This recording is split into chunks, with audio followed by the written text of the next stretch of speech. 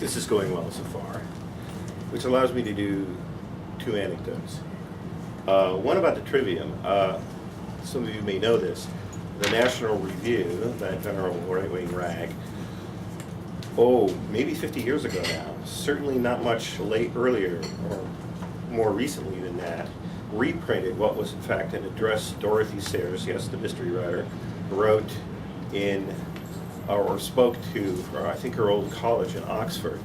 And the name of the essay was called The Lost Tools of Learning. And she explains the trivium very simply and specifically in relation to developing child psychology and how the fact that the modern quote-unquote educated person does not seem to be able to understand knowledge as a whole, and how the trivium is devoted to that. And now a piece of bad news. I don't know if you've read this. I read it in the Globe and in my local newspaper.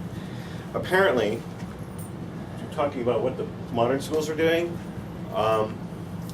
the Library of Boston has decided they have too many books, and that it's really a kind of turnoff for all of these old books that people don't usually read. And it would be much nicer to open the shelves up and have much more empty space and just put the books that people are usually reading down there. Now, I don't know if many of you read Fahrenheit 451, but in that novel, the role of the fireman was converted from quelling fires in houses to burning books. But we've done one step better. We get the librarians to do it for us. So, our last speaker, William Heuer, is the director of the Massachusetts Home Learning Association, which is a pretty large umbrella group having to do with homeschooling. I hope you make some observations about what's really going on in this state in that matter. Mr. Heuer.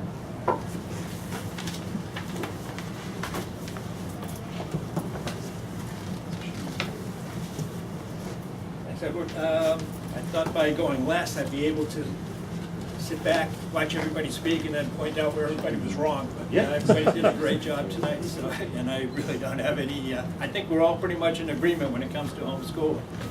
I'm with MHLA, which is Mass Home Learning Association, and we're the oldest statewide advocacy group in the Commonwealth, and we're still a volunteer organization. My wife and I homeschooled our two sons from birth to the time they headed off to college. And this was back in the days, last century I suppose by now, but you could probably count on one hand the number of people who are being homeschooled in any region of the Commonwealth. Now both boys now are happily married and successful in their chosen professions. And I have a quote here that I think applies to homeschooling as well. It's from Schopenhauer from the 18th century. And he talked about truth. And I think if you substitute homeschooling for truth, it says all truth passes through three stages. First, it is ridiculed. Second, it is violently opposed. And third, is it accepted as being self-evident. Why isn't everybody doing it? So when people ask me why we started to homeschool, I generally respond with, why did you stop? Everyone starts out homeschooling from the time they bring a child home from the hospital until they decide to ship them off to daycare or turn them over to the public or private education system. And that's one of the things that sort of gnaws at me personally, and has for the last 25, 30 years. Parents know their children better than the system does, and most have done a great job in their early years and still decide to turn them over to the state to fill their one-size-fits-all education program. And as several of these speakers said, each child learns differently. The homeschooling parent can adapt to that. Schools tend to be overwhelmed. Every child is subject to the style of their assigned teacher. Also, homeschoolers, regardless of their education philosophy, truly want to be with the kids as much as possible. That they grow up so fast is definitely true. Homeschoolers, in my experience, tend to cringe at the back-to-school ads that depict parents who can't wait to get rid of their kids. And the kids who dread going back to school, to say nothing of the fear some parents have of impending summer vacations. What are we going to do with them? Well, in fact, many homeschooling groups, and we talked about a lot of the support groups across the Commonwealth, now have annual, not back-to-school gatherings, where they have picnics, gatherings, and they go out in the fall and enjoy the weather. Perfect way to counter the back-to-school promotions that are going on. It's important to understand homeschooling is a family lifestyle. It's not just an educational choice. I can't tell you the number of calls I get asking, where can I get my child homeschooled? And after I shake my head a little, it's usually on the phone. That realize home for schoolers. they've seen the results of a homeschooling situation. They want those results. But they don't want to put in the time and effort. It's how can I get there without going through the process? But most homeschoolers will tell you it's definitely worth it. As far as MHLA, note that for the last 25, 30 years, we're called Home Learning Association. And I think that's because too many people believe education and schooling are synonyms. Right. In fact, some of us think they're antonyms.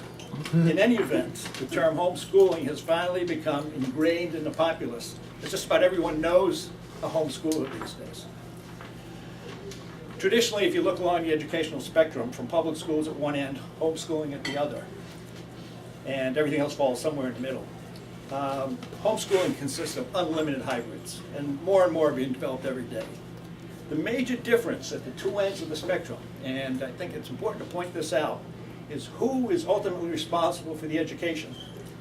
And Malcolm talked a little about the laws and talked about the 4 items. But the other thing is, in Massachusetts, compulsory attendance statute, each superintendent, each school district is responsible for the education of every child.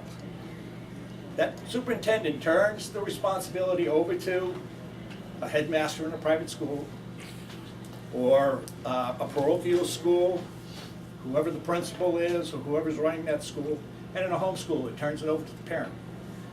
Like it or not, the law of the state says that the district is responsible.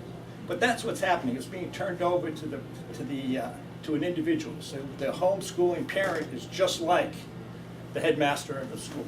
That person is going to be able to determine the education of the child. And that's an important thing. And one of the things that we're going to see happening now is, and Massachusetts just started with 2 virtual schools. A lot of people are calling those, oh, homeschooling, we're staying at home. These are public schools. You're enrolled in a public school, and the person who is running and setting the rules is the public school system.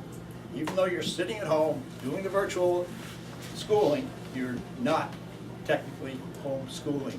The individual parent doesn't have the responsibility for their child, the school system does. And that's something that's going to start evolving as more and more virtual schools arrive on the horizon. And a couple things here, sorry about the paperclip. The other thing that's worth mentioning is there are no homeschool laws in the Commonwealth of Massachusetts. We have no homeschool laws. Homeschooling, I don't even think is mentioned anymore. Or if it is, it's I think all of our organizations have tried to keep that out. For the reason is every time you put something in, somebody starts adding an amendment to it. If it's not there, you don't have to worry about it. And that's what we've been trying to push in this Commonwealth. Homeschooling operates under the compulsory attendance provisions. Everyone between 6 and 16 has to be educated. In Massachusetts, homeschoolers are called otherwise educated. We're not talking about homeschooling. Non-political version of unenrolled. True. Massachusetts is also one of 2 remaining approval states in the country. And an approval state means that the district, generally turned over to the superintendent, needs to approve the ed plan that Malcolm was talking about that you have to provide. Rhode Island's the other state. This at some times can look like it's sort of controlling, but in a lot of ways, education in the Commonwealth is being pushed down to a district level. It's not being handled by the state. And you know, if you believe all politics is local, working on a local basis allows you within your community to be a lot more active than trying to change a state law or a federal law. Homeschooling basically works on case law. There's two major cases, the Charles decision, Brunel decision. Charles basically said, outlined the four items that could be turned over, but basically said every parent does have the right to homeschool their child. The Ivan case reaffirmed that. The other major case is the Brunel case. Brunel basically said the state cannot come in and have a home visit.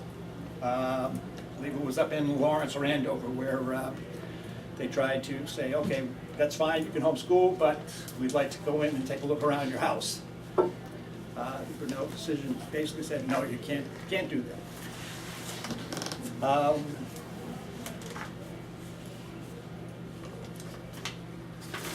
That's about it. I have a lot of other notes. I know Massachusetts Home Learning Association, we have somewhere over 2,000 members. We're a volunteer organization. We're basically out there to help people navigate the way through the homeschooling rules and regulations. We do the boots on the ground thing where I'm on the phone with superintendents telling them, no, you can't do that, you can't do that, change the policy. That's pretty much what we're trying to do as volunteers, trying to help people work through the whole process. Like I said, we have a little over 2,000 members, but that's the only number I can give you. I know when I talked to Edward on the phone, he said, well, we want to know how many people. When you have a reporter, they want to know how many homeschoolers. Panel, I want to go into that a little. You can, but the only number I can tell you, and the only reason I'll tell you we're over 2,000 members is because Yahoo keeps track of it for us when we send the information out. That's the only thing we know. Anybody who tells you they know how many homeschoolers there are in Massachusetts, in the country, or whatever, I'll leave it at that. Grain of salt. Take it with a grain of salt. A big grain of salt. But generally, the figures are lowball. I've seen them on both sides. Yep, I've seen them on both sides. And I've also gone back, for my own personal, I keep track of, I keep a spreadsheet of a lot of these things going back into the 80s. And I've seen estimates that go all over that range, even from homeschooling organizations. And Pat tells a great story about he told somebody something off the top of his head once, and all of a sudden, 3 weeks later, it showed up on CNN. Yes. So it's like playing telephone. So that's pretty much all I have. Be glad to answer any questions on the panel and get to, because I think the best stuff comes from people asking questions and getting exactly what, if we've raised any points here of interest, we can answer some questions for you.